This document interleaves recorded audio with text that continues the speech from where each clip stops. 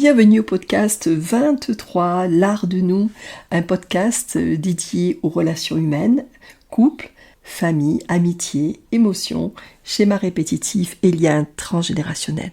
Le but, c'est d'explorer ces dynamiques ainsi que les constellations familiales et trouver des clés pour mieux comprendre, apaiser et transformer nos relations. Lors du précédent podcast, j'ai évoqué l'être et le paraître, derrière l'image notre vérité, et ce retour à soi si précieux. Aujourd'hui, je vais parler de Marc, 47 ans.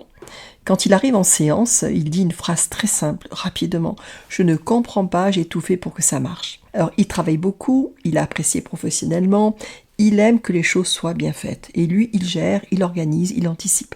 Et sa compagne, elle lui reproche autre chose. Elle lui répète « Je ne sais plus qui tu es réellement. » Alors, au début, il ne comprend pas. Et dans son esprit, pour lui, aimer, c'est justement faire, c'est assurer, c'est prévoir, c'est construire. Mais plus nous avançons en consultation et plus quelque chose apparaît. Marc me raconte que son père est très exigeant, peu démonstratif.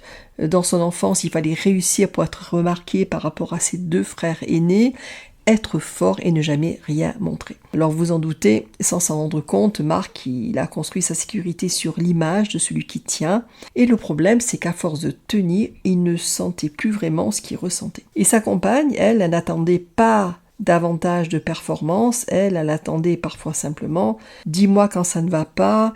Et ce qui est compliqué pour Marc, encore aujourd'hui, ce n'est pas d'apprécier, c'est pas de valoriser l'autre, c'est d'être vulnérable, car pour lui, les émotions égale vulnérabilité. Et souvent, dans son couple, il pense qu'il se bat contre des comportements, alors qu'en réalité, l'un et l'autre, ils se heurtent simplement aux protections de l'autre. Parce qu'elle crée des réactions qui semblent disproportionnées. Et souvent, plus nous souffrons, plus nous nous protégeons.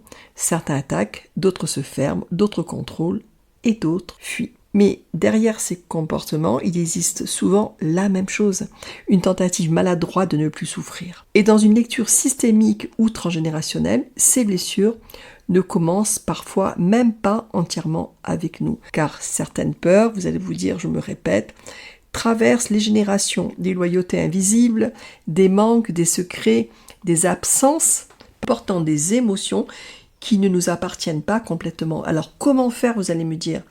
Peut-être commencer par changer une question, ne plus demander pourquoi il agit comme ça, mais plutôt quelle douleur essaye-t-il ou essaye-t-elle peut-être d'éviter. Alors, bien sûr, cette question ne justifie pas tout, mais elle change souvent la qualité du regard. On me pose souvent la question en consultation, pourquoi nous choisissons souvent des partenaires qui réveillent nos blessures ? Alors, c'est une question que beaucoup de personnes se posent, et qui me disent « mais pourquoi je retombe toujours sur le même type de personne ?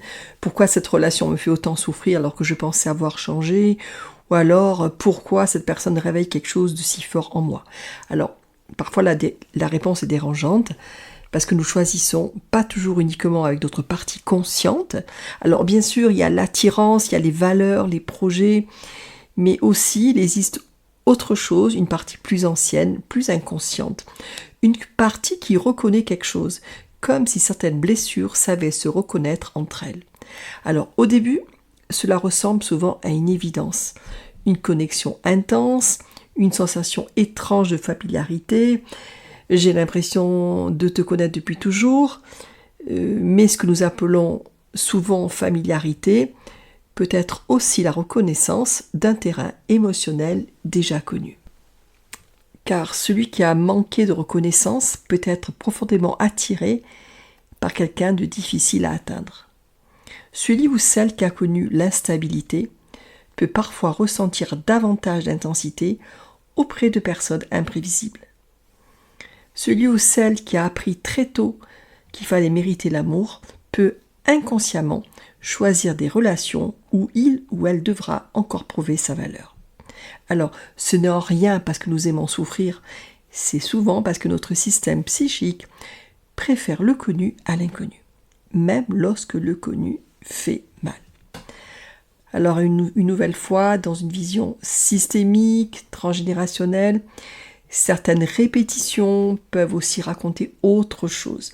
des loyautés invisibles, des histoires inachevées, des places prises inconsciemment, comme si parfois, sans le savoir, nous cherchions à réparer aujourd'hui quelque chose qui appartient à hier.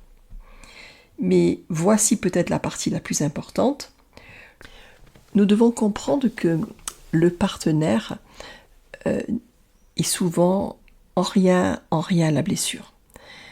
C'est souvent le révélateur, celle qui met en lumière ce qui demandait déjà à être regardé.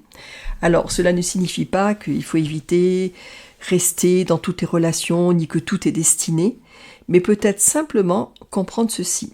Certaines rencontres ne viennent pas uniquement nous apporter de la tendresse, de l'amour, du confort, elles viennent souvent nous montrer des endroits de nous-mêmes que nous n'avions pas encore vus, reconnus, rencontrés. Et finalement, peut-être qu'aimer devient plus libre le jour où nous cessons de demander à l'autre de réparer ce qui, depuis longtemps, attend d'être entendu, reconnu à l'intérieur de nous. Durant le podcast 24, je vais évoquer le cas d'Élodie, 39 ans, et de Marc, 44 ans, dépendance affective ou blessure d'attachement. Et parle-t-on vraiment de la même chose ?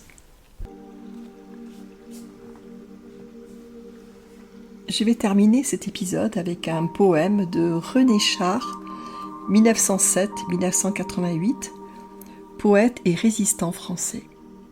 Vers tirés des Matinaux, Gallimard, Poésie, 1969.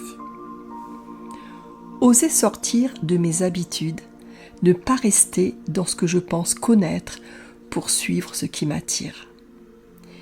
Puis savoir profiter d'un bonheur quand je le tiens, plutôt que de craindre de devoir le payer.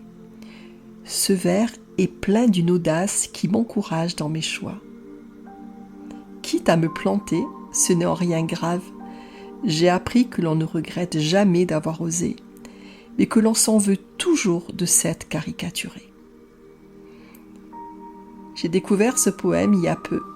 Sans doute n'aurait-il pas trouvé autant d'écho en moi auparavant, parce qu'il faut déjà avoir avancé dans la vie pour cerner ce qui fait son bonheur intime, et non celui que les autres définissent pour nous. À très très bientôt.